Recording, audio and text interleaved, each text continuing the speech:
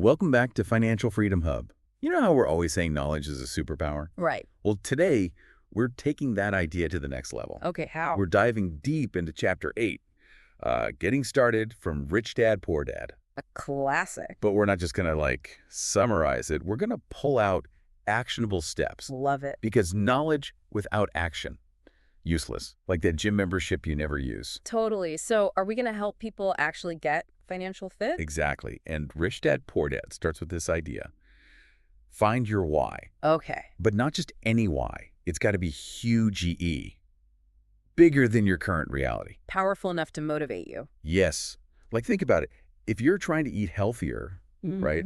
If your only reason is, I should eat more veggies. You'll probably give up after a week. Exactly. But if your why is, I want to have enough energy to play with my kids. Or, I want to fit into that dress for my friend's wedding. Right. That's motivation. So how do we apply that to money? We got to dig deep. Find the real emotional reasons we want financial freedom. Like, do you want to travel the world? Escape the 9 to 5. Support your family without stressing about bills. Yes. Those are the whys that fuel action, even when things get tough. So for everyone listening, take a second right now. Think about your why. Write it down. Make it Gracias. vivid. Make it personal. Because that strong why helps you overcome setbacks. Like it's that extra push to hit the gym when you'd rather stay in bed. So we got our why. Now what? Now we got to talk about choice. Rich Dad, Poor Dad says every dollar we spend... Is a vote for the future we want. Exactly. Every financial decision, even tiny ones, shapes our future. It's like choosing to hit snooze or get up for that morning run. One choice makes you healthier, the other keeps you stuck. I like that. And the book uses this brilliant analogy, Monopoly. The game we all played as kids. The author played it even as an adult, you know? Really? Why? Because it taught him about assets, building wealth. So it was like real life practice. Yeah.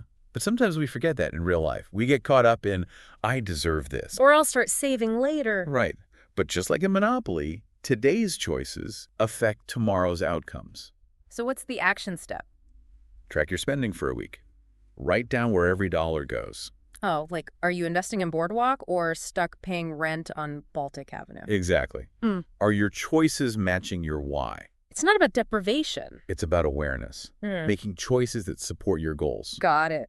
Okay, we've got our why and we're making conscious choices. What's next? Company. Surrounding ourselves with people who talk about money. Okay. But not just spending money. Investing. Building wealth. Makes sense. Like if you want to learn a new language, immerse yourself in a culture where everyone speaks it. You pick it up faster that way. Exactly. So if we want to be fluent in wealth, we need to be around people who speak that language. Good point. But here's what's interesting. Rich people rarely get asked how they got rich. Really? That is interesting. It's like there's a taboo about talking about wealth creation. I never thought about that. But being around people who think differently about money can change your whole mindset. You start to see it as attainable. Exactly. So think about the people you spend the most time with. Are they inspiring you financially? That's a good question. Are they encouraging you to learn and grow? If not, how can you expand your circle? Maybe join an investment club. Or, start a conversation about money with a friend who's also interested in building wealth. Right. The point is to find people who support you on your journey. Absolutely. Okay, moving on to number 4. Rich Dad, Poor Dad talks about mastering a formula. A formula for making money. Yeah, like a recipe. You wouldn't bake a cake by just throwing ingredients together, right? Yeah, you follow a recipe. Exactly. And the author, he took this weekend course on how to buy real estate foreclosures. That one course cost him a few $100, ended up making him millions. But it wasn't just the course, right? It was mastering the formula. He practiced, refined his skills. So he turned knowledge into action and wealth. Yes. So what's your formula going to be? What skill do you want to master? So many options. Real estate, online business, stocks. Find a course, a book, a mentor, something to guide you. Because in today's world, it's all about how fast you learn. You got to be a lifelong learner. Always upgrading your skills. Absolutely.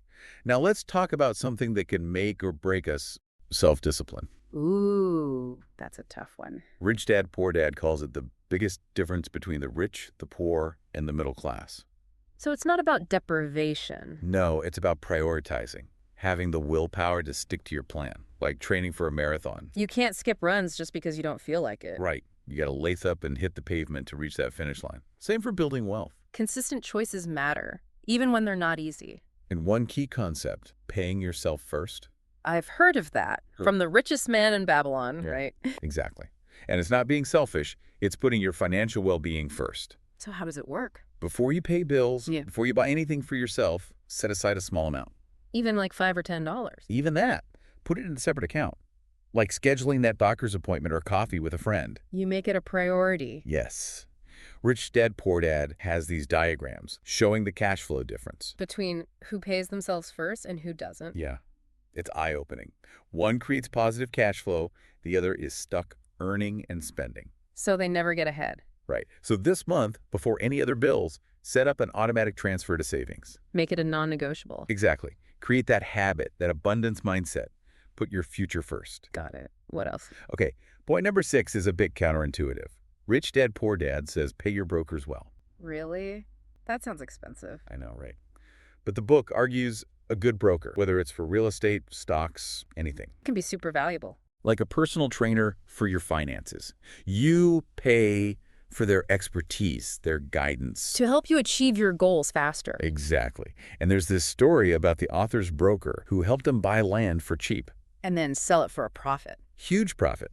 It let him buy his dream car way sooner. So a good broker can spot opportunities you might miss. Yes. So think about one area where you could use expert advice. Taxes, investing, whatever. Then find a reputable professional. Schedule a free consultation. See if they're a good fit. But it's not just about credentials. It's about trust, shared vision. Okay, got it. What's next? This one's a little tricky, but important. Rich Dad Poor Dad talks about being an Indian giver. Wait, isn't that phrase a little, outdated? You're right, it is. Yeah. We need to acknowledge that the term is based on harmful stereotypes and shouldn't be used. Okay, good. But what's the point the author's trying to make? He's talking about getting something for free, but in a smart investing way. Okay, I'm listening. He says sophisticated investors ask, how fast do I get my money back? And what do I get for free? So it's about more than just making a profit. Exactly. Let's rephrase it in a more positive way. It's like buying something high quality with a lifetime warranty. I like that better. You're getting the item A&D, peace of mind. It's covered no matter what. So you get something extra. Right. So in investing, it's finding investments that return your initial capital. That also generate additional assets or income. That's it, like a lifetime warranty on your investment. Can you give an example? The author bought a condo in foreclosure, rented it out, got his money back in 3 years. And now he owns an income-generating asset. Exactly. Like buying a vending machine that just spits out profit. Okay, that makes sense. This week, brainstorm investments where you not only get your money back, but also gain assets. So things that generate ongoing value. Yes. Dividend stocks, rental properties, creating a digital product. Lots of possibilities. That's exciting. Okay, what else? Now for something fun. Luxuries. Rich Dad Poor Dad says use assets, not debt, to buy them. Oh, I like that idea. It's about breaking that cycle of borrowing. No more credit card bills for that fancy vacation. Nope. The book says build assets that generate income. And then use that income to fund your fun. Exactly. So you still get to enjoy nice things. But you're doing it strategically. Yes. Imagine you want a new phone. Mm-hmm. Instead of putting it on your credit card, you invest a small amount in dividend stocks. Over time, those dividends grow. And you buy the phone outright, debt-free. So you get what you want and build wealth. Exactly. Yeah. So this week, pick a luxury you want. And figure out how to acquire it using income from an asset. A rental property, a side hustle. It's about making your assets work for you. Not the other way around. Love it. Okay, what else? All right, next up, role models. Rich Dad Poor Dad says, find your financial heroes. People who embody the success we want. Like mentors, but from afar.